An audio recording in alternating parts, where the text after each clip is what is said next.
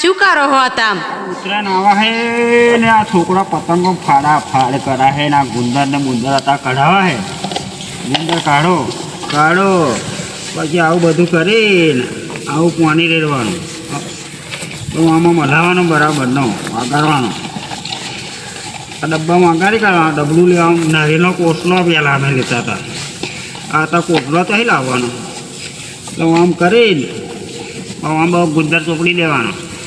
આમ આમ આમ ચોપડી દેવાનું. આમ ચોપડીને પછી આમ લપ્પા મારી દેવાના. આમ લપ્પા ચો લપ્પો મારો. લપ્પો મારે જો અમે તો પહેલાં આવા આવા લપ્પા ચઢાવીએ. લપ્પા મારી મારી પતંગો અને અહીંયા પતંગો ફાડ ફાડ જ કરા બા અને આ જો આ દોરા મોડા જો આ મોઢામાં ગાલી જો કરે મોઢા જો જો મોઢા જેવા જો પાછું રે પતંગો ફાડીને આવી જ જાય.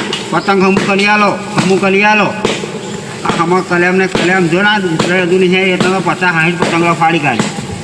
એટલે આ ગુંદર એમની નાતું બનાવે વગાડી વગાડીને દરરોજ ચોપડી આલવાનો જ તે થોડો ખવડાવવાનો કડવો તો કેળવીમાં દૂધ થાય.